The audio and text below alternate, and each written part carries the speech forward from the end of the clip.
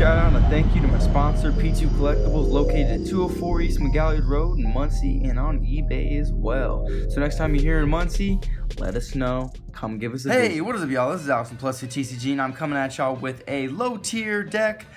Fairly cool, kind of fun, but just needs a little bit more support. I'm working with what I have because I've been kind of toying around with the deck since the beginning. I really like the theme of these Egyptian cards. I know Gravekeepers are kind of Egyptian-like, but I wasn't around for that, so never really got into them. But we have Triamids here. Pretty cool deck, and I've added my own little variant to it.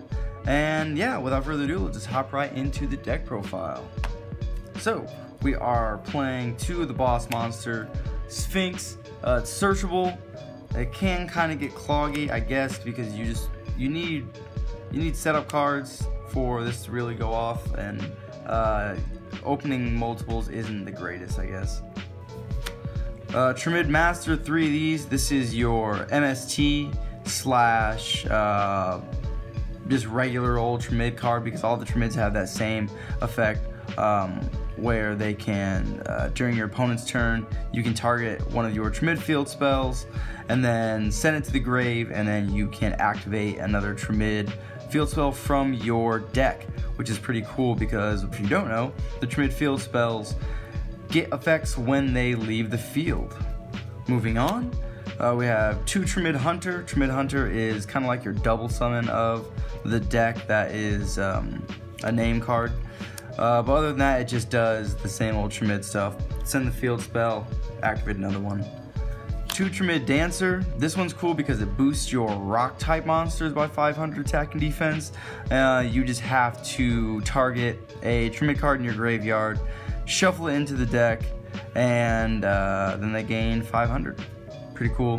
Same old Triamid stuff. That is the Triamid lineup. It's very small. Their monster lineup is very minimal, and I wish they had more.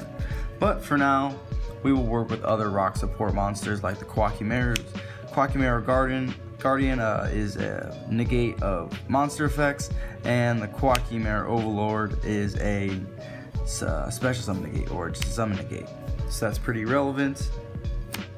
And then a one of Giant Soldier of Century, or Century Soldier of Stone, sorry. Confuse the names. This is just pretty much a foolish burial target. You're trying to just pitch this into the grave so that you can recur it. And then two Gemknight Lazuli. We are playing Brilliant Fusion in this deck, and this is Brilliant Fusion is essentially a 1-card Ancient Fairy in this deck. And then our other engine requirements are 1 Galaxy Serpent, because you're pitching the Lazuli and the Galaxy Serpent to get the Galaxy Serpent back, to normal summon it, and then summon Ancient Fairy.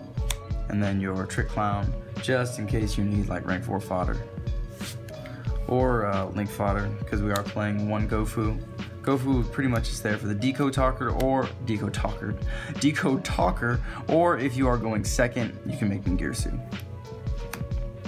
And then our hand traps, Ash Blossom, Ghost Ogre, and Maxi. If you wanted to play budget, I guess you could replace the Ashes, because for the most part, this deck is very cheap. And then on to the spells, which pretty much is all of the starter cards.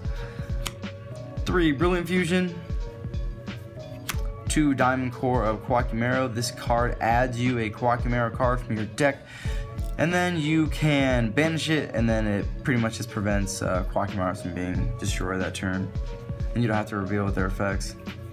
2 Terraforming, because even though your deck has a lot of field spells, sometimes you don't open the ones you need, and you just need to have the Terraforming there. You don't want to have 3, because if you open multiples, sometimes your hand can get cloggy with spells, with field spells. But I guess if you wanted to play 3, then I guess you could just power through all of your spells and get your searches, get your specials, Sphinx, all that good stuff.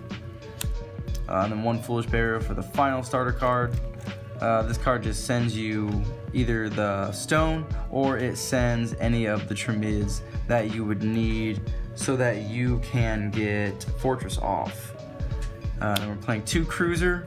This is your This one is pertinent, but the fact that you can search it out is why I only play 2, because it's a normal summon reliant card. And if you normal summon a rock, then you gain 500 life points. If you normal summon a Triamid, then you can draw a card and then pitch a card. And if this face-up card on the field leaves the field spell zone, then you can add a Triamid from your deck to your hand. Oh man, today has been a long day, y'all. Words are difficult. Then we're playing 3 Triamid King Golem.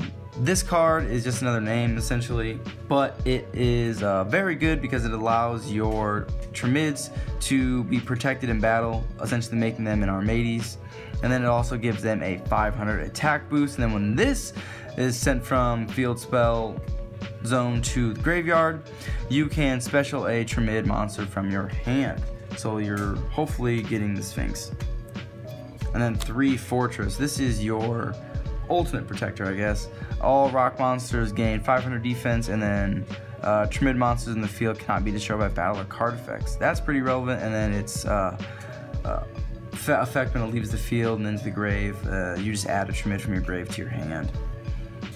And the power spell, Soul Charge, you can make some pretty, I wouldn't say nutty plays, kind of cool plays for what the deck can do, but I feel like it's fairly necessary. And then your 1 trap is Torrential Tribute. You're playing this because of Fortress, because it protects them from being destroyed, and then so you can, for the most part, protect your entire field. Because you're not really going into the extra deck a lot besides Ancient Fairy Dragon and then like utility cards for the extra deck, which you'll see in a second. 1 Ancient Fairy Dragon because it's Ancient Fairy Dragon. For the deck, it's very good. Fuels the field spell engine. 1 Black Rose to board wipe. 1 Yazi for the spot removal. I guess, and then you can leave it up for the non-target if you would like. The 1 Seraph Knight because it's engine requirement, and the rest is all pretty much just utility rank 4 stuff. Besides the links, Baguska. Utopia package, Gorgonic Guardian. This card is pretty nuts. And then just the spot removal stuff. Grand Pulse, Break Sword for spot removal, Proxy because you can make it for Deco Talker and Ngirsu. This is Radiant because it can become a combo piece by adding back something that you need from your grave, because everything in this deck is Earth. Deco Talker because you can make it with Gofu, and then Link Spider for the Ningirsu combo because you can make it with Gofu. Pretty much all the Link monsters are there just for Gofu besides Mrs. Radiant. So that's the deck profile, y'all. That is Triamids. Nothing special, but this is one of the decks that I talked about as wanting some more support for, because in the end, you gotta play with what you like, and for the most part, the artwork is what brought me into it, and the fact that it gains a lot of attack and defense from your field spells and its own effect. It's just a really big body and it summons itself very easily, and you can recycle it with your field spells. It's pretty cool. But I would like to see it get some more support, so who knows, maybe we'll be getting some more support, but to be honest, it probably isn't going to be that meta defining, but there's always a place in my heart for casual decks. In fact, most of my heart contains a lot of casual decks. But for now, this is what we're working with, y'all. This is Alex from Plus your TCG, signing out.